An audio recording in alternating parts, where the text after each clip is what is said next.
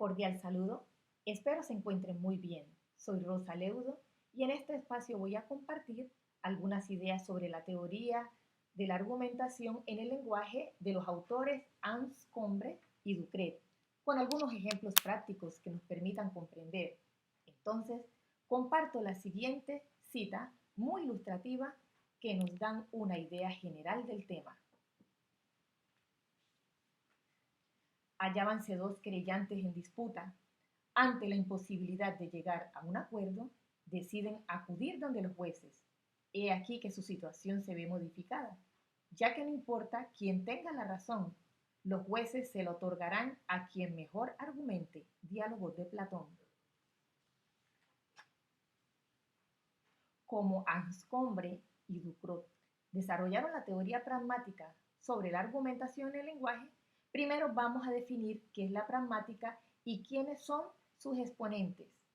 Entonces, las oraciones en sí mismas comportan un contenido semántico, pero su significado e interpretación adecuados no dependen solo de ese contenido, sino que requieren de un contexto lingüístico definido para ser interpretadas. Es un hecho elemental, bien conocido, que una misma oración puede tener intenciones e interpretaciones diferentes en múltiples contextos y lo vemos constantemente en la vida cotidiana. Entonces podemos concluir que la pragmática es la rama de la lingüística que se interesa por la influencia del contexto en la interpretación del significado de todo lo que expresamos. Dicho esto, debemos identificar a los creadores o exponentes de las teorías pragmáticas de la argumentación. Entonces tenemos a Oswald Ducrot. Nació en 1930, tiene 92 años en la actualidad, es original de París, Francia, lingüista francés, fue un profesor e investigador adjunto en el Centro Nacional de Investigación Científica. Es actualmente un profesor de la Escuela Superior de Investigación de Ciencias Sociales en París, al igual que su compañero eh, Jean-Claude Anscombe, que es actualmente profesor de la misma Escuela Superior de Investigación de Ciencias Sociales en París. Con estas ideas en mente, nos sumergiremos en la argumentación y para ello debemos entender los postulados de la teoría de Ducrot y Anscombe. Ellos tratan de superar la idea de la tradición inglesa de que el lenguaje no es primordialmente denotativo.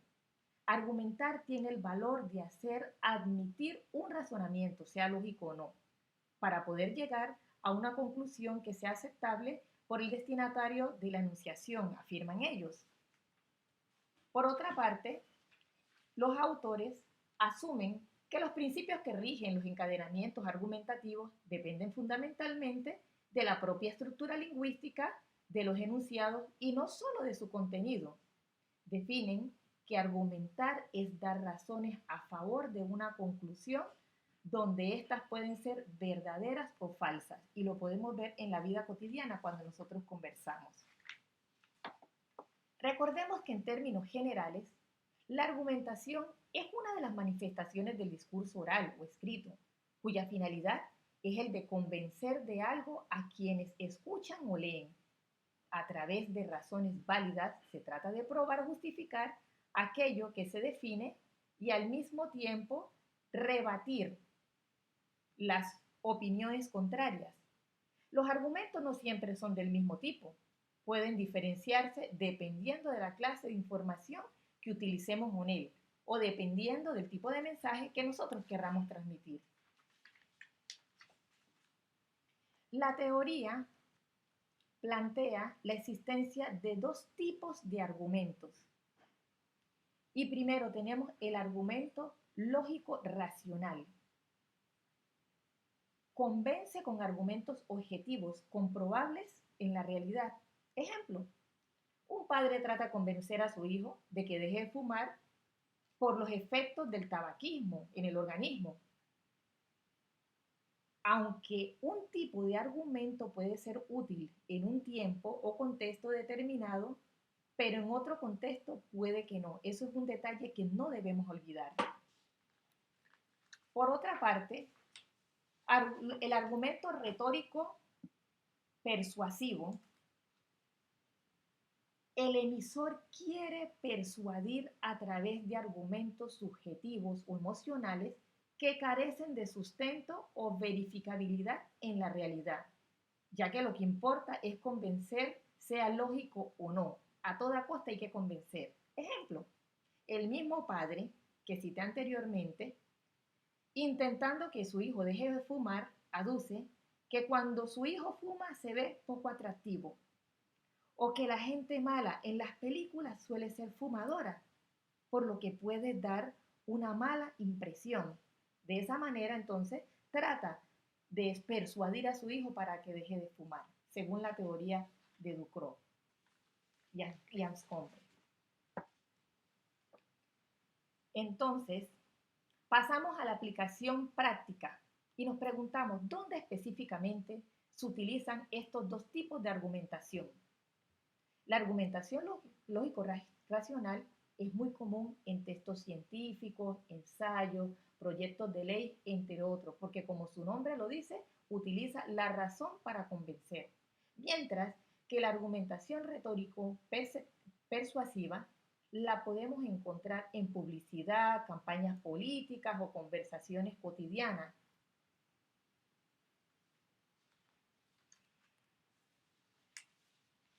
Bueno, entonces, en referencia a Anscombe y Ducrot, hablan de dos elementos muy importantes que son como el soporte de su teoría, podríamos decirlo así.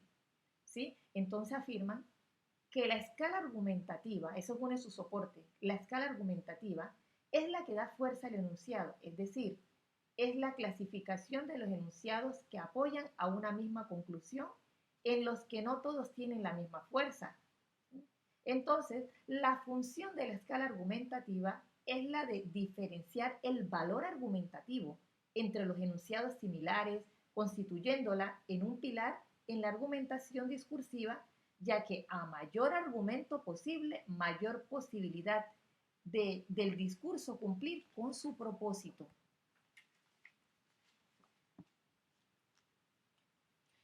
Entonces, en la escala argumentativa, esto es fundamental porque no todos los argumentos cumplen con su propósito, ya que los hay de diversas calidad y para cada sujeto o cultura, unos resultarán más convincentes que otros, también dependiendo del tipo de persona, del carácter, del contexto, de la situación. Asimismo, es la escala de argumentos que se puede aplicar. Ejemplo, doctor, licenciado, en el cual el primero doctor tiene mucho más relevancia que el segundo, aunque ambos son importantes.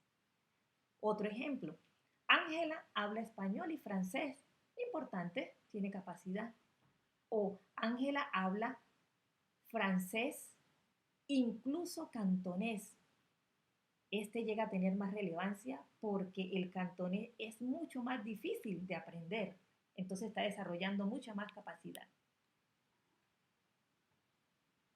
El otro aspecto del que venimos hablando, de los dos soportes que tiene esta teoría argumentativa de Anscombe y Ducrot, es los topois. Los topois es un término griego que en 1987, en 1988, él lanza en su teoría. Entonces, como les decía, es un término griego que también se le conoce como tópico, línea argumental, lugar común, son el fundamento de la argumentación y ocurren de manera implícita y son convencionales en una cultura, ¿sí? Por otro lado, un topoi es una relación discursiva entre dos proposiciones interdependientes que pueden ser vistas como una estructura argumento-conclusión que da soporte a un enunciado. También, al ser de una cultura, el receptor da por hecho que el emisor comprende el mensaje. O sea, los elementos que son inherentes a una cultura donde se utilizan diferentes eh, estructuras o formas del lenguaje que la gente suele entenderse entre sí, se da por entendido un mensaje o un argumento que se ha expresado, una vez ya expresado. Continuando, en la teoría corresponde, en la retórica, perdón, corresponde a los términos repetitivos a lo largo de la historia, tales como lugares comunes, estereotipos de la sociedad, en cuanto a los topois. En conclusión, la pragmática es la rama de la lingüística que se interesa por la influencia del contexto en la interpretación del significado de todo lo que expresamos. Los creadores de la teoría pragmática de la argumentación en el lenguaje son Oswald Ducrot y Jean-Claude Anscombe, de origen francés. La teoría de la argumentación postula: argumentar tiene el valor de hacer admitir un razonamiento, sea lógico o no, para poder llegar a una conclusión que sea aceptable por el destinatario de la enunciación. Afirma que la escala argumentativa es la que da fuerza al enunciado, especialmente la retórica persuasiva. Los topois son la base de la argumentación, da soporte a los enunciados. Muchas gracias.